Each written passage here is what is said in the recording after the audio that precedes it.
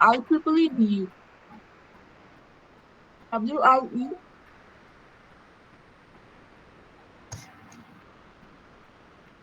Hello, Hello. good evening. I'm Askia Naman Khan, a member of IEEE DU WIE affinity group, student at University of Dhaka. So AI and sports imagery deepfake discussing how AI creates deepfakes and ethical challenges involved in it. Today we have a special guest along with us who is Dr. Anjali Diwan from University of Rajkot, Gujarat, India, and Surya Sahnaz of IEEE Women in Engineering. First of all, I'm welcoming you all in the celebration of IEEE Women in Engineering Day 2024. Thank you everyone for joining with us today. To delve deeper into this fascinating topic, I would now like to invite Dr. Anjali Diwan to speak. Hel- Anjali Diwan. Thank you. Hello, everyone. And thank you, Asifa, for giving me an opportunity to speak with you all. Let me share my presentation first.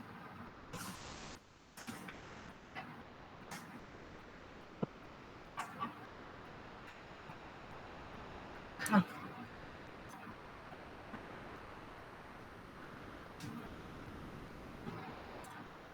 Am I audible?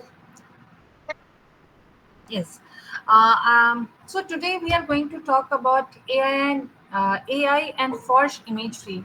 All of us are listening about deepfake contents in the form of different kind of multimedia, image, video, and audio. And you must have heard many incidents where celebrities have been victim of this deepfake technology. So today I'm just going to share a few things about what deepfake is and how it is affecting all of us. So first of all, what is deepfake imagery, and how it is, even disturbing the image forgery. It means it is contributing in the forgery of images, video, audio, etc. So you all are very well aware about AI, artificial intelligence, and we know what artificial intelligence is. We all are using different form of AI in robotics, in healthcare, even our Chat GPT kind of softwares are there, which is helping us, or maybe we can say disturbing our creativity by giving us easy content. So AI is actually penetrating in the different fields in a different way. One of the field in which AI is penetrating us, or penetrating our information, disturbing our information in the form of forgery. So deepfake is a kind of technology which is generated by the artificial intelligence. Because of artificial intelligence, deepfake incidents are increasing day by day. So, some of the very well known deepfake examples you must be aware of. Deepfake technology is basically a form of artificial intelligence that uses the machine learning to generate highly realistic image, video of an individual, of a particular scenario. It can depict people in a different way. Okay. There are, you can if I try to divide it, deepfake in different forms. So one of the form is face swapping, where one person's some features or some facial features have been changed or duplicated by someone else's. Face swap is also used in videos. It means a video of someone is actually swapped with the face of some celebrity. You must have seen some of the examples. They are recently in news.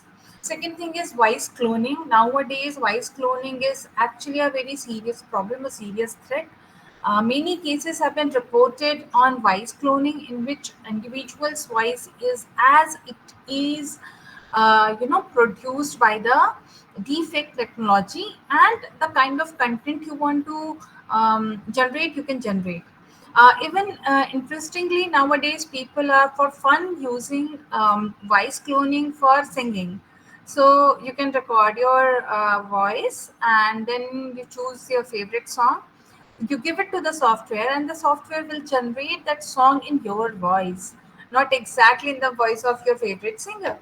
So if it is for fun, if it is for some good work, it is fine, but voice cloning is nowadays been very much used in threatening calls, in blackmailing, in creating fake real-time deepfake. I'll talk about it later on.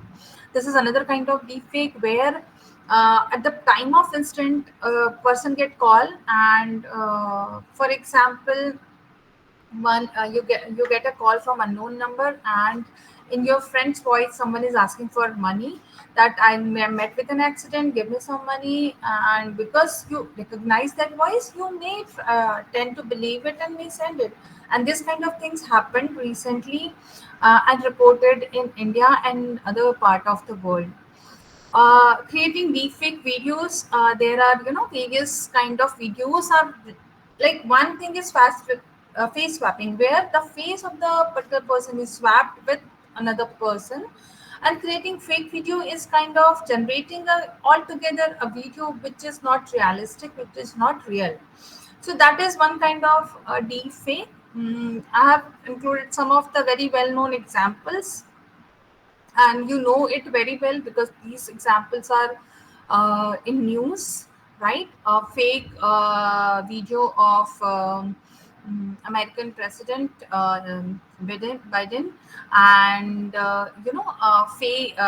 face voice calls, clone voice calls, and basically, in the very well-known social media platform X, where Taylor Swift was blocked. Deepfake of her was sparked a lot in US. One Indian actress, her face was swapped with some random person's video, and it was projected as it is her. And these kind of examples are there. So basically, how we can categorize deepfakes. So deepfakes can be categorized in the form of video deepfake, image deepfake, textural deepfake, audio deepfake, and real-time or live deepfake. So when I was talking about real-time or live deepfake, it's a kind of deepfake which you see at the real time. For example, you get a video call, and the image in the video call is of your friends, which is not exactly there, right? It is the person is not aware that his facial face is used for making a video call to you, and demanding for money, demanding for something else. I mean, then you may get um, some threatening calls or etc. Same way, audio deepfake, I already explained. In audio deepfake, you get a call, and in real time when you're talking to a person, the answers are coming in the form of the person, it is called like, claimed, right? For example, you are thinking that you're talking to your friend, but actually you're not talking to your friend. His or her voice is cloned, and then that content is instantly generated. Okay, so these are some categories of deepfake. uh, so deepfake are having high capabilities in generating different kind of facial manipulation, voice synthesis, contextual integration, etc. What is the technology behind deepfake?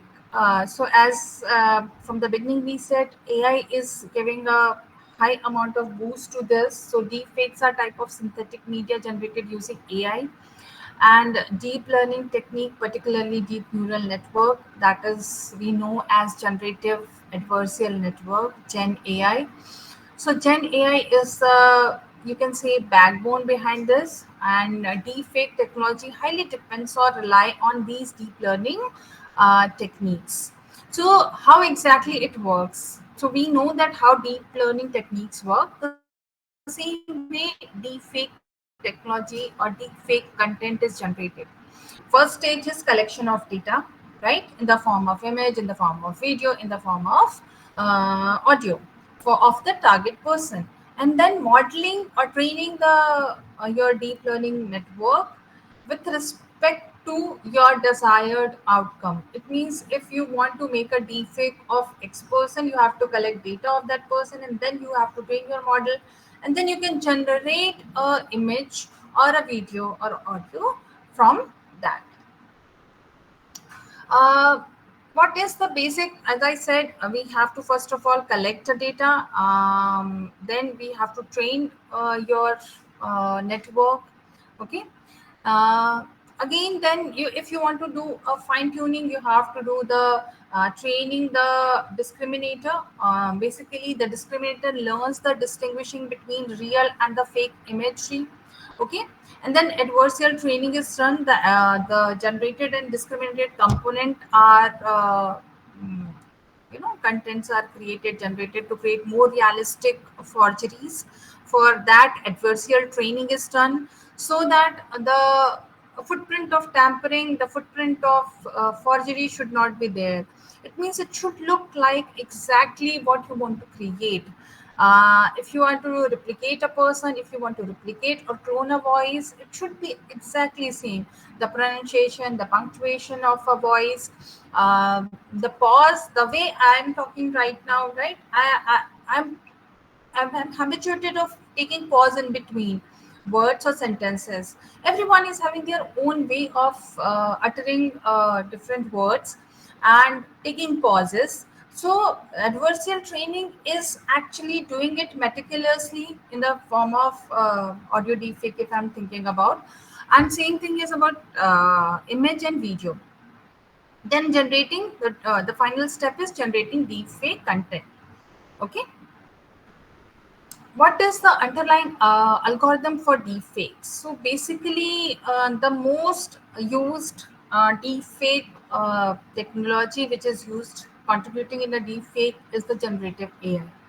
So GANs are the most powerful type of neural network that are particularly suited for generating realistic images, videos, and audios. Then second is autoencoders. Autoencoders are again the neural network that can learn to compress and reconstruct the data. So if you train your autoencoder with a specific amount of data, maybe image or audio or a video, they it can create and reconstruct another data out of the training data. And they are also used for the facial swapping and reincarnament kind of forgery. So autoencoders are very much used in facial swapping. Few years back, when facial swapping was initially started, autoencoder played a major important role in it. And with the inception of autoencoder, this facial face swapping is done tremendously. Then there are VAEs, that is known as variational autoencoders, and another upgraded version of autoencoders. So VAEs are type of autoencoder that uses a probabilistic approach to generate image, to generate content. Okay, so they are also used for generating images with various kind of image features. Now we know about how deepfakes can be generated. Now we have to think about how to handle this. It means, what is there any way by which you can detect deepfake? So definitely, if someone is working on the generation of deepfake, there are people who are working in the detection of deepfake, right? So despite of whatever it may be the advanced technology or technique you're using, there are some underlying features of the image or a video or even audio That features we can use to identify whether the particular multimedia content which you are dealing with, whether it is original or deepfake. For example, if you click a photograph in a particular room, right, there is a different kind of lighting condition is there in distribution of light over the overall image, right? Suppose you are taking outside the room in a natural sunlight, then there is a different kind of lighting condition is there which you can identify, right? If suppose I'm manipulating with that particular image at certain portion, that uniformity in the lighting condition may change, right? It is actually changing. And the forgers, what forgery, if person is doing some forgery, what they are doing, they are trying to make it equal. It means the lighting condition should be same, but it is not possible with the help of these tools, whatever it may be, the technology it is. So we can find out, if it is a deepfake images, we can work on the lighting condition of the image. We can work on the integral part of image, basic integral part. What is that? Edge, corners, and blobs. Okay, that is also known as local component or local features of the image. So the local feature of the image in original content and in tempered content are different. So there is some underlying change in the pattern, and that pattern we can uh, extract, we can detect to you, we can extract to find out whether the content is fake or it is authentic. Okay. So there are, if in terms of video, if I want to see, I have many enlisted few things. Suppose if it is a video, so there are facial micro expressions. What are these facial micro expressions? When you smile, the blinking pattern of eye of a person, right, it is different. As I said, your voice, your facial expression, these are very minute things which we actually don't notice, but we have a pattern in it. The way you are blinking your eyes, the interval between the blinking of your eyes, these patterns in the deepfake videos are different compared to natural. So there is some unnatural inconsistencies are there which we can use to identify whether the content is authentic or deepfake. Okay. Then, as I said, lighting and shadows and pixel artifacts. Of course, pixel is the basic component of any image and video. Of course, because video is nothing but frame by frame images, isn't it? So, in pixel, what happens? If you want to read any image or any content in depth, basically you have to look into the pixel condition of that image. Okay. So pixel artifact is one thing, in which we can say that this is a content which can be used for deep fake generation. Okay. So pixel artifact is one of the thing which you can use. What are the application of deepfake? Now, right now I'm talking about how deepfake have been used till now, right?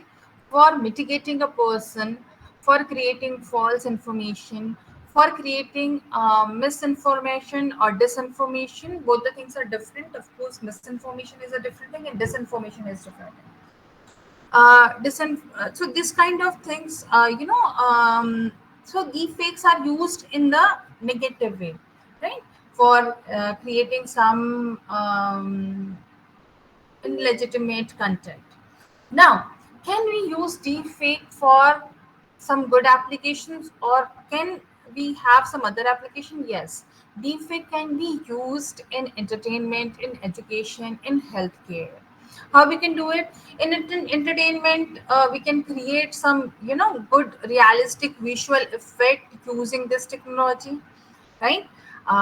For example, we see sci-fi movies where we see lots of unrealistic kind of stunts, and it is so real. mm, they used to be created using which platform, do you know that? Yes, there is one platform which is used for creating this kind of image. Nowadays, even we can use deepfake also to create such digital content. Then education, for creating, in education, we can use uh, some intensive learning, like if you want to show some simulation of historical event, or if you want to create some virtual character, if you want to show some biological condition, like to show how your internal organs are working, so we can create that kind of videos and images. Healthcare, for medical treatment, to create realistic simulation of the surgery procedure, so exactly how the surgical procedures are done, etc., are created, okay, using this. Then there are ethical concerns. Of course, as I said, deepfake can be used in some good things, but but it is actually used for creation of the misinformation and propaganda. So there are ethical concerns of use of generative AI for creating of this content. Okay, that can be a threat to the individual's privacy, because it can be used for creating wrong information of a person. The person, maybe the individual, or maybe some celebrity, a politician, etc. Second thing, it is used for blackmailing a lot.